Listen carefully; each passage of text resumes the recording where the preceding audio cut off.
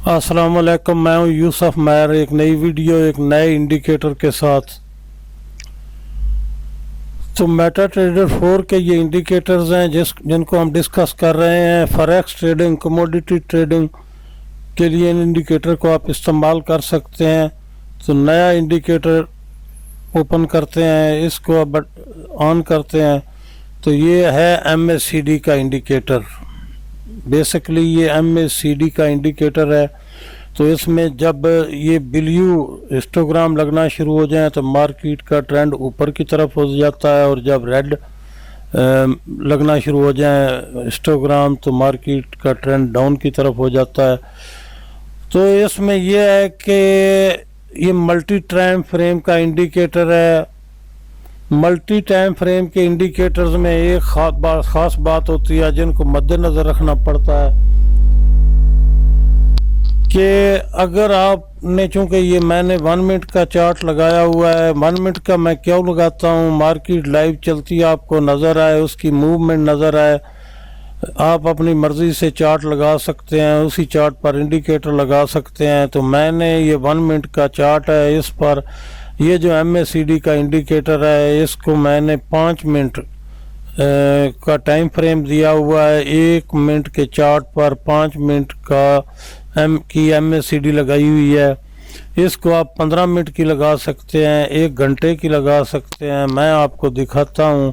इसकी प्रॉपर्टी में जाएंगे, ओपन करेंगे तो ये इसके मैंने फोकस कर दिया है। पैरामीटर्स चेक करें, 12, 26, 9 इसकी MACD की ओरिजिनल पैरामीटर्स होते हैं। तो नीचे सबसे यहाँ पर लिखा हुआ है M5, पीरियड के सामने M5 लिखा हुआ है। इसको आप चेंज कर सकते हैं, M5 की जगह पर M15 कर देंगे।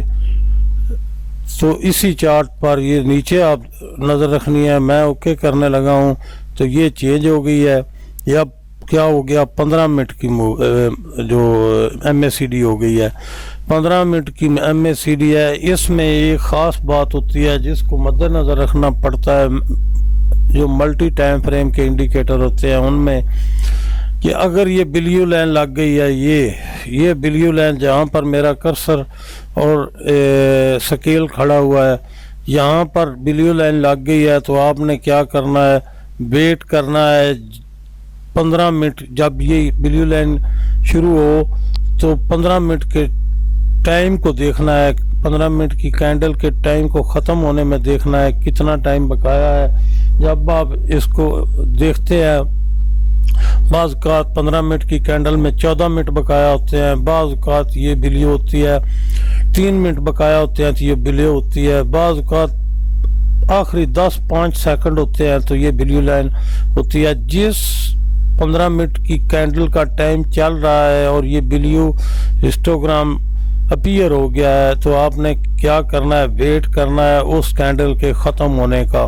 अगर 15 मिनट की कैंडल इसी तरह स्टेबल रहते हुए ये हिस्टोग्राम स्टेबल रहे और 15 मिनट की कैंडल का टाइम ख़त्म हो जाए, तो इसका मतलब है आपका ट्रेंड जो है वो कन्फर्म हो गया है। उसके बाद अपनी स्ट्रेटजी के मुताबिक आप बाय या सेल की एंट्री ले सकते हैं। तो इसमें इतनी बड़ी कन्फ्यूजन की बात नहीं है। इसी इंडिकेटर को मैं थोड़ा और बड़ा कर देता हूँ।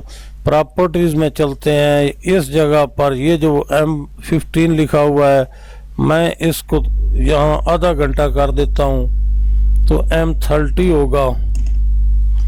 तो इसको ओके करते हैं तो यकीनी बात है ये चेंज हो जाएगा। अभी आधे घंटे के हिसाब से आपने एंट्री या एग्जिट लेना है।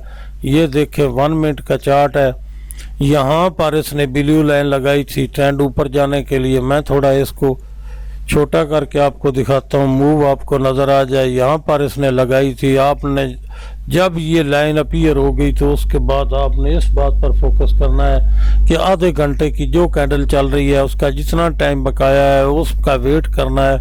अगर ये ब्लू हिस्टोग्राम जो है ये अपीयर हो और उसके बाद ये गायब ना हो और वो आधे घंटे की कैंडल ख़त्म हो जाए, आधे घंटे की कैंडल का टाइम ख़त्म हो जाए, नई कैंडल शुरू हो जाए, तो ये कन्फर्म हो जाएगा।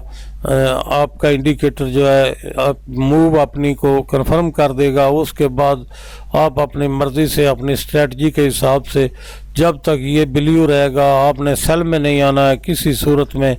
जो भी आपको इंडिकेटर बताएगा तो आपने क्या करना है, बाय में रहना है। ट्रेंड के इंडिकेटर साथ इस्तेमाल करें, अपनी ट्रेड एंट्री के इंडिकेटर साथ इस्तेमाल करें। अगर यहाँ पर आ गया है,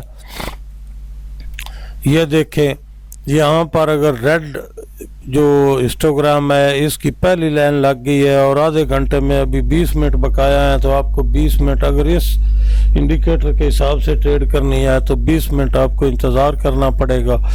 जब 20 मिनट ख़त्म हो जाए और आधे घंटे की इंडिकेटर कैंडल जो है वो ख़त्म हो जाए और उसकी नई कैंडल शुरू हो जाए, तो इसका मतलब है ट्रेंड चेंज हो चुका है।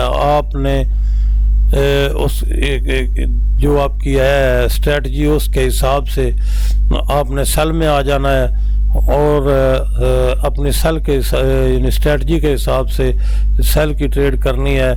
फिर आपने ये रिस्क नहीं लेना है कि बाइंग में चले जाएं। तो मेजर ट्रेंड का इंडिकेटर बीएस को इस्तेमाल कर सकते हैं। इसी तरह अगर आप घंटे में जाएंगे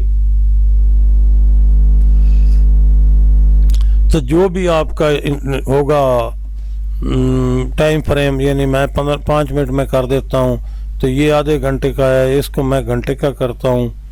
यहाँ पर आपने क्या लिखना है, बड़ा एच शिफ्ट करके एच और इसके साथ 1 लिखना है। जब आपने ये लिख लिया तो फिर ओके कर दे तो ये हिस्टोग्राम अब देखे चेंज हो गया है। वही बात है, सीधी सी बात है, कोई इसमें कन्फ्यूजन वाली बात नहीं है। यहाँ ब्लू लाइन जो हिस्टोग्राम की पहली ब्लू लाइन लगी है, आपने घंटे के जो कैंडल चल रही है उसके ख़त्म होने का इंतज़ार करना है। अगर ये लाइन स्टेबल रहे और घंटा ख़त्म हो जाए, नया घंटा शुरू हो जाए, तो आपको पता चल जाएगा कि ट्रेंड अपवर्ड हो चुका है। आपने बाइंग में रहना है अपनी स्ट्रेटजी के हिसाब से। ट्रेड एंट्री के जो इंडिकेटर हैं उनको मद्देनज़र रख कर आपने बाइंग में रहना है, सेलिंग में नहीं आना है। इसी तरह ये जो रेड हिस्टोग्राम लगा है इस पर भी यही स्ट्रेटजी है। जब ये लग जाए उसके बाद आपने बाइंग में नहीं जाना है, बल्कि अपनी ट्रेड एंट्री के इंडिकेटर को इस्तेमाल करके आपने सेलिंग की पोजीशन लेनी है। जब तक ये हिस्टोग्राम रेड रहेगा सेलिंग की पोजीशन लेंगे। ये तरीकाकार है इस इंडिकेटर का। मेरे ख्याल से आपको समझ आ गया होगा। आप अपने हिसाब से इंडिकेटर दूसरे साथ लगाएं, उनको इस्तेमाल करें। ये नो रीपेंट इंडिकेटर है, लेकिन नो रीपेंट उसी सूरत में होता है कि जिस टाइम फ्रेम की आपने इंडिकेटर लगा रखा है, चार्ट जो भी है, जिस टाइम का आपने इंडिकेटर लगा रखा है उस टाइम की कैंडल जो होती है फर्स्ट कैंडल, उसको ख्याल रखना होता है। अगर हिस्टोग्राम बदस्तूर अपनी जगह पर खड़ा हो, ब्लू की लाइन पहली या रेड की पहली लाइन खड़ी हो, तो आपने क्या करना है, ट्रेड आपकी वो ट्रेंड आपका कंफर्म हो जाएगा। उसके बाद आपने उस ट्रेंड की को मद्देनज़र रख के अपनी स्ट्रेटजी के हिसाब से बाय या सेल में जाना है। ये इंडिकेटर है, लिंक मैंने इसका डिस्क्रिप्शन में रख दिया है, आप वहाँ से डाउनलोड करके खुद ट्रेड कर सकते हैं। तो मिलते हैं इंशाल्लाह अगली वीडियो।